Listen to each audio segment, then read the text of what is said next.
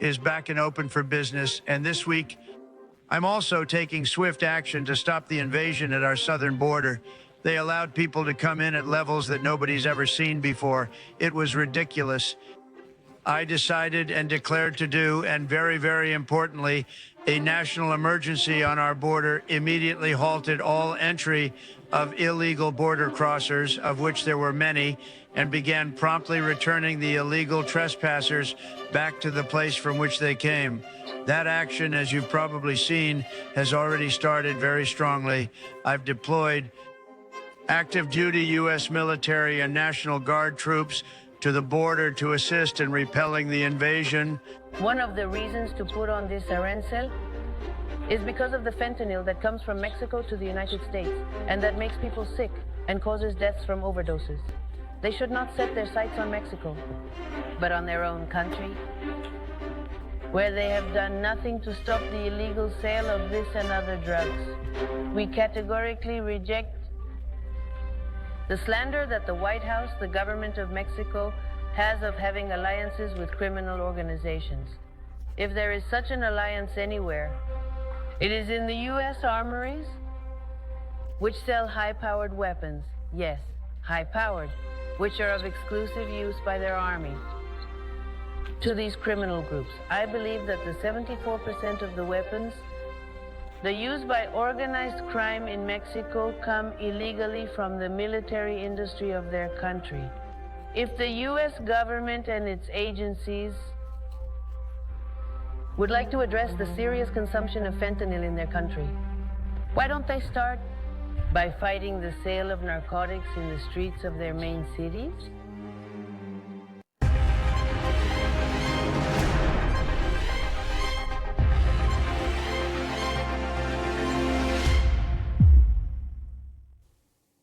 I want you to see how Wall Street is being imploded right now. I'm going to show you some images. Screenshots from a few seconds ago from different media, but also how almost all the indicators are being imploded right now in Wall Street. This is a brutal blow to the American economy. It's a terrible blow to the dollar. We're talking about thousands and thousands of millions of dollars in losses for companies. Of course Tesla, but also indicators. Look at Dow Jones imploding right now. Nvidia brutally collapsing in the markets right now. That is to say, friends, we are already talking about a real slap in the face that the world is giving Donald Trump. That's what we're talking about here. For example, if you can see, we're not just talking about Dow Jones. The S&P or Standard & Poor's also plummeted. Wall Street is suffering a lot right now because investors are panicking again. The big problem, friends, is that we are already getting used to these alarming news. When I tell you that the S&P or Standard & Poor's is plummeting, many will say, hey, but that's old news. No. It's new, it's plummeting again, and much worse than last time. The thing, friends, is that this is not happening because of a recession. This is not the product of a pandemic or a natural disaster. This was because of a stupid idea called Liberation Day. Do you know what Liberation Day is? It's the way Donald Trump is calling this brilliant idea of the day when the United States is going to put tariffs on the planet Earth for existing, because the world has a debt of honor with the United States. We don't deserve it and we need to pay the price. Donald Trump has called it the Liberation Day. Tariffs for China, Mexico, Turkey, the country you like, Spain, the one you want, El Salvador, Guatemala, Canada, the United Kingdom, the one you want.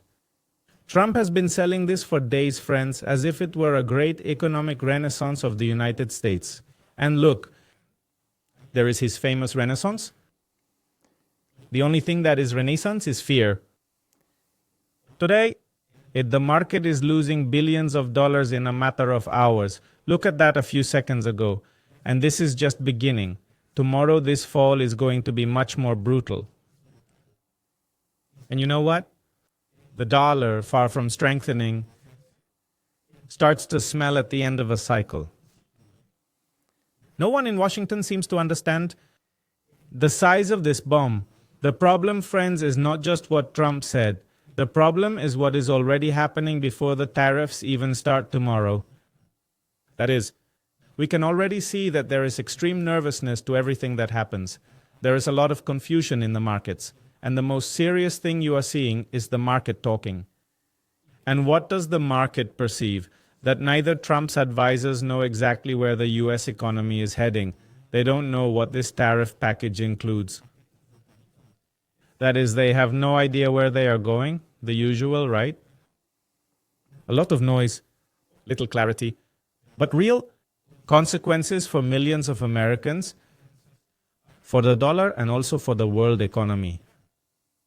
What was announced was this tidal wave of tariffs on foreign goods in thousands of categories. We are not just talking about steel and aluminum. By tomorrow, there will be more than 12,000 categories to be exact. It is a real madness. We are talking about almost everything that moves in international trade.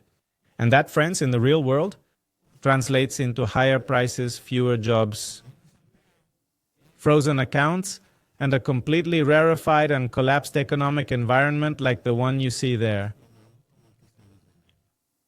Pay close attention to what is happening right now in the United States, because companies are already moving, and they are moving out of the United States out of panic.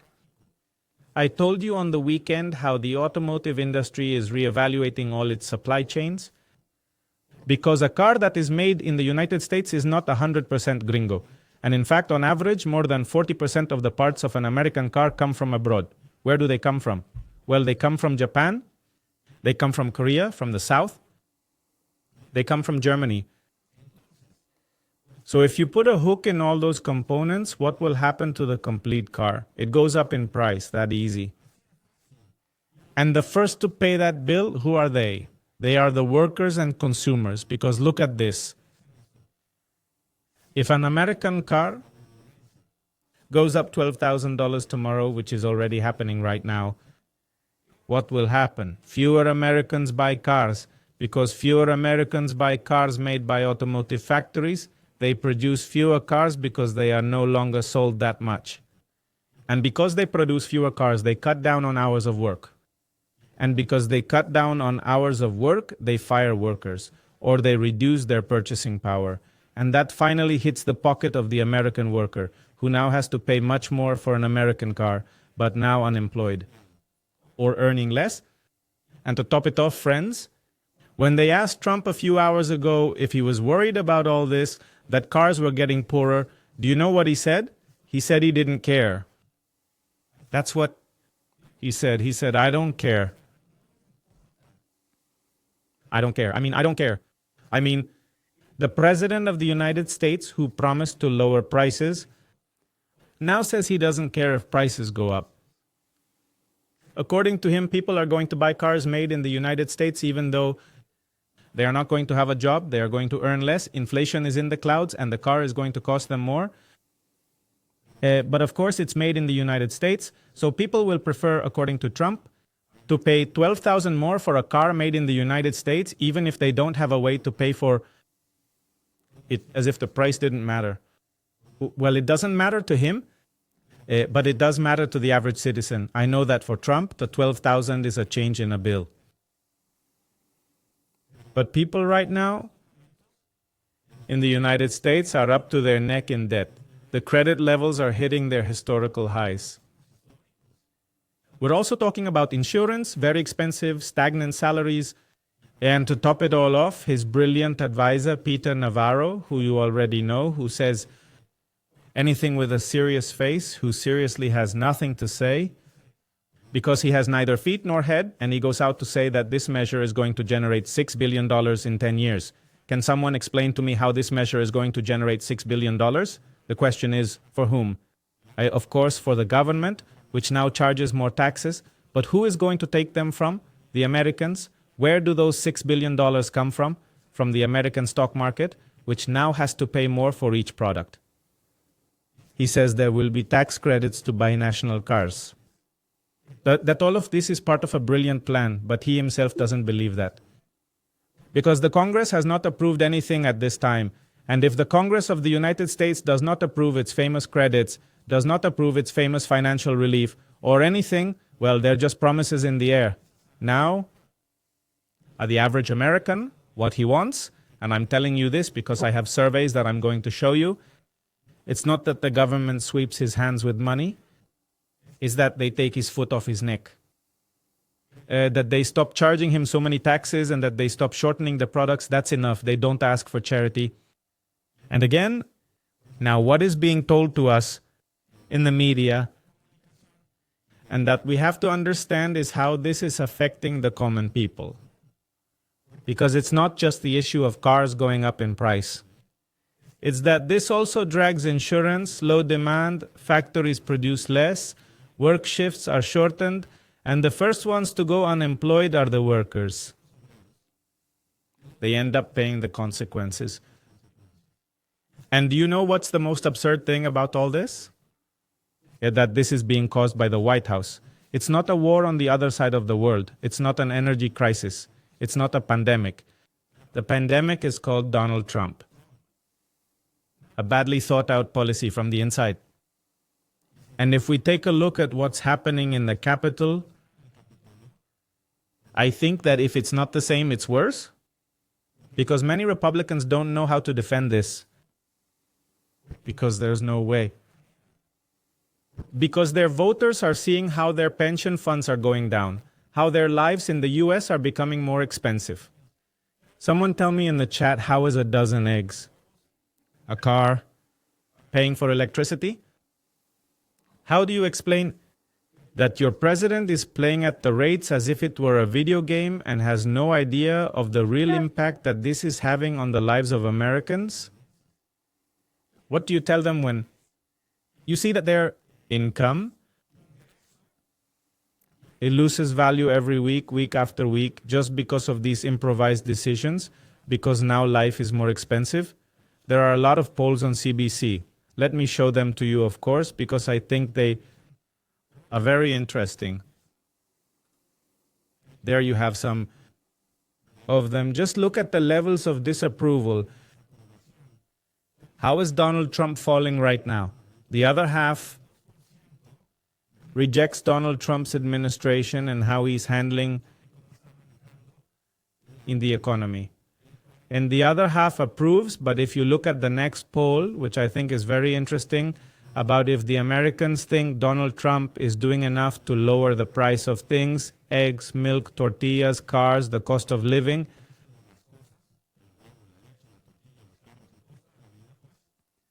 Do you think Trump's administration is doing enough?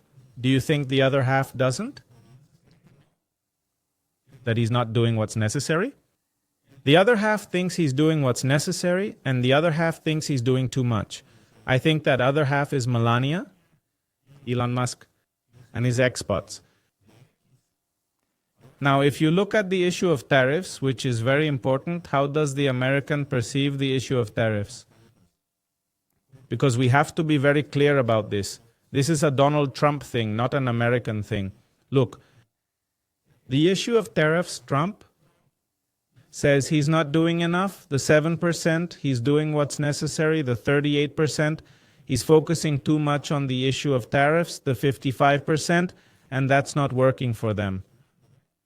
And this is where the most important point comes in, and where it's getting more interesting for the rest of the world, because when a country like the United States, which for decades has been the center of global commerce, starts to have this kind of decline, like the Roman Empire, when it starts to make these kinds of movements that have no logic, they have no strategy.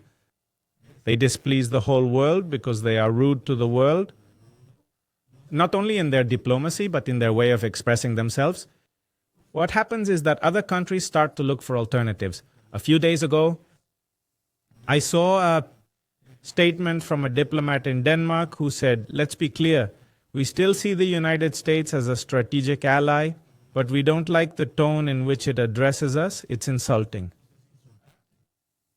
And that's the same way the rest of the world perceives it. It didn't even address Donald Trump. It referred to the statements of J.D. Vance. The world perceives that the Trump administration is rude, disrespectful to the world. It's despotic, it's overbearing, it's arrogant, and that is causing an effect in global diplomacy. And that effect is already happening. Look, China and Russia have been signing agreements in local currencies for years to stop using the dollar. India too. And yesterday I was telling you about these notes where it is announced that Japan, South Korea, and China are forming this trade agreement between themselves and are selling their treasury bonds. What are they doing? De-dollarizing. From China, well, that's not good at all. It's not on that axis. But from Japan and South Korea, that is new. And if we also look at Saudi Arabia, which already said what? Saudi Arabia has been saying for months that they are not going to demand dollars to sell oil. What are we seeing here? A de-dollarization of their economy. Donald Trump wants to force the world to use the dollar. And now, if before they did it for pleasure, now they are not going to do it out of necessity. Because it falls badly. It's not a guy who falls well. And that 5 years ago, this issue was a taboo, and today it is normalizing. It's not because the world wants to destroy the dollar. I mean, we also have to be clear about this. It's not personal. It's because nobody wants to be tied to a country that makes these economic decisions as if it were flying. Playing only God knows what game. Because it's volatile, because not even their own investors believe in it. There you have it. Not even the same American companies believe in monetary policy and in the decisions of their government. They don't trust the dollar. And if we add to that the United States abuses its banking system, not just to print bills discreetly, but every time it thinks it wants to spend on something, it irresponsibly prints money, without being backed by anything. Those bills are symphonic checks. It's paper that's worth nothing. On top of that, it uses its banking system to what? To punish the world. On top of being used with a large spoon, printing more bills, it imposes sanctions, confiscates funds, blocks transactions. In other words, it is irresponsible with the management of the world reserve currency.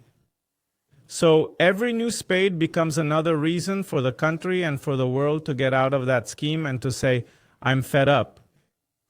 Why did we give this country the power to have the world reserve currency when it is so irresponsible to use it? It prints checks as if they were confetti. It uses that currency instead of using it responsibly to sanction and punish the world like a weapon of war. It freezes assets because it woke up from a bad dream. It threatens with tariffs. It doesn't respect its allies.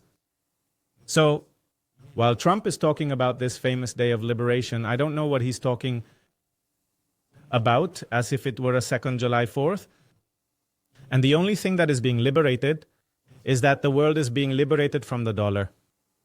We are being liberated from them, from the financial control disguised as free market. And look, in fact, to dimension this, just look at what I'm going to tell you. In the year of the dollar represented almost the 73% of the international reserves. In 73% in the year of the dollar.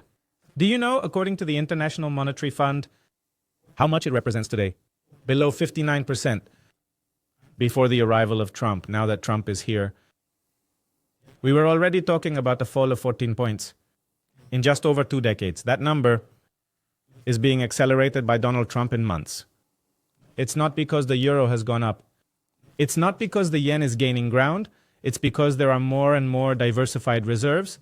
If you look, for example, at how they are increasing gold purchases, yuan purchases, regional currencies, well, that's a sign that hegemony, like the hegemony of the dollar, is already falling, that they are weakening. And not because of external attacks, it's because they fall badly. And do you know why they fall badly? Because Trump wants to fall badly. Because he threatens with invasions, with tariffs, because he is a despot to go to other countries. Because he threatens to conquer or stop recognizing the existence of countries like Canada, the belonging of Denmark, of Greenland to Denmark, invade the Panama Canal, impose sanctions on planet Earth.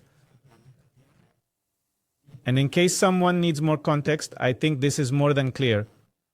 We just have to remember what the historian Paul Kennedy said. When he said that a power combines your military overextension with internal economic disorder, he said, what comes is not a liberation. It is a decline. Nothing more. And we are seeing the decline of the American Empire, as we saw at the time in the books of history of the Roman Empire. And that, friends, is what is happening just as we are talking here today. Trump's administration is no longer predictable, it is no longer reliable. And that in geopolitics is very, very expensive. Why? Because when your allies begin to say, hey, I don't think I'm your friend because if we were so close, you wouldn't threaten to invade me. You wouldn't impose sanctions on me. When your commercial partners no longer consult you, when your rivals strengthen in silence, you are no longer leading anything. You are staying out of the game. By the way, this is where Mexico comes in, and Canada, and Europe, and Asia, and South America. Everyone is seeing this. Everyone is at the moment adjusting their bets. Why? Because this is not an internal policy problem. This is a crack in the structure of global trade. And if the dollar ceases to be the king, it will not be replaced by another currency alone, it must be said. It will be replaced by a much more fragmented system than the one we are seeing. A more regionalized system where no one will have the red button of economic blackmail, and that would seem spectacular to me. That is the real liberation. It's not that the dollar will disappear tomorrow. I mean, no one is saying that. In a week, the whole planet will turn into rupees or Turkish liras or rubles. No.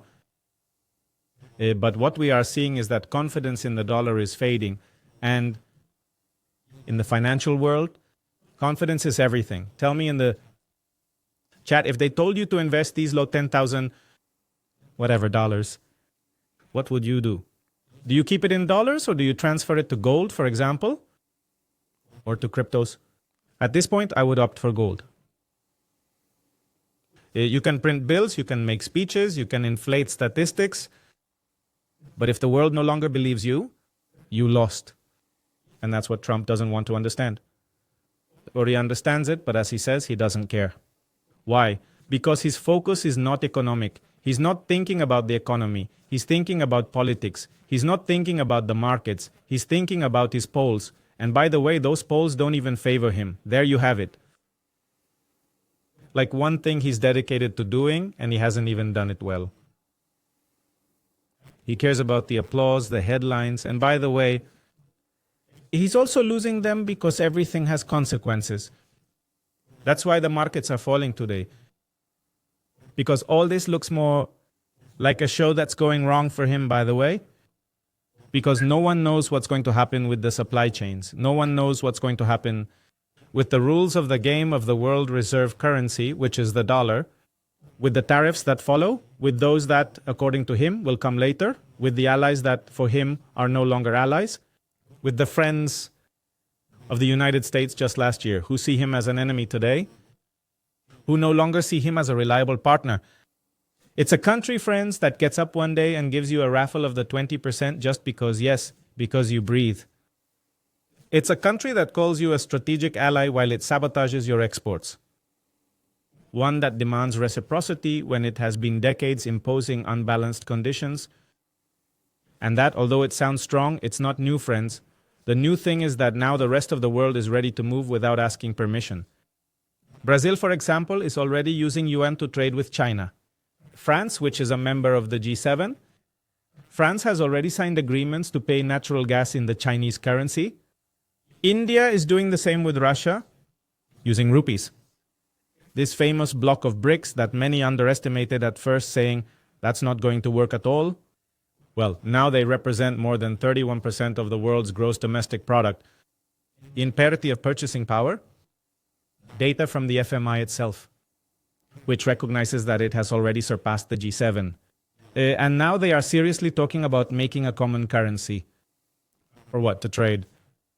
And why? Because they want to get out of the game where Washington controls trade with the dollar, with the SWIFT system. They want to take away all that power.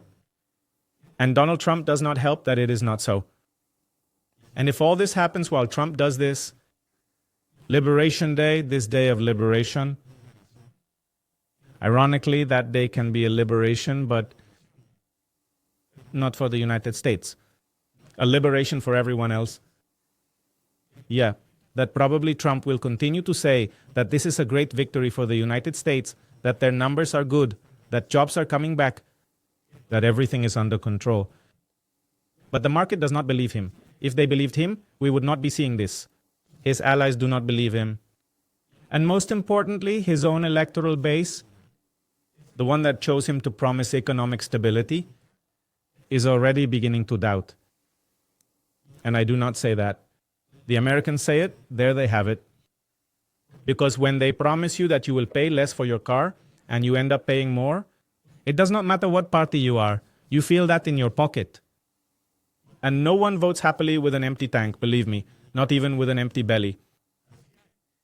So yes, today we are seeing how the Standard & Poor's is falling, how uncertainty rises in the United States, how Republicans get nervous, and that is not a coincidence. It is the direct result of a commercial policy improvised, without support, disconnected from reality. And if this continues like this, well, you know what?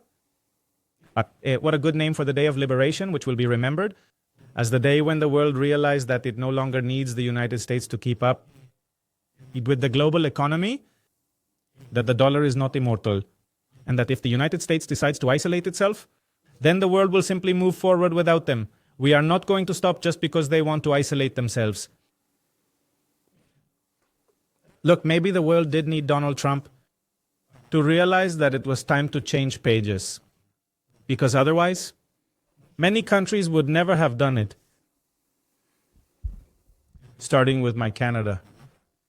By the way, today, there are some words from Mark Carney out there that we are more than clear that if he had not said it, if Donald Trump had not arrived, he would not have thought, as he is saying today, that the days when we had a friendship, as Mark Carney said, or when we shared values with the United States, those days are over. And those days are not coming back. So at the end of the day, if Donald Trump had not arrived, I believe that Canada would have remained very, very attached to the United States in its energy policies, in its security policies, and would not have awakened the great risk that would occur the day all of this was turned around on the table for no reason. Thank you very much, by the way, to everyone who is connected here with us. To our friend Jose Gallego. 80 years after Hitler, history repeats itself. Invasion, expansionism, fascist practices, genocide, impunity, of course, especially in Gaza. For decades, impunity has been upheld by some countries. Fascism? No, thank you. And above all, friends, speaking of this topic that we are talking about today, free trade, right? Free trade because those were the rules of capitalism. That's why Mexico reorganized its economy.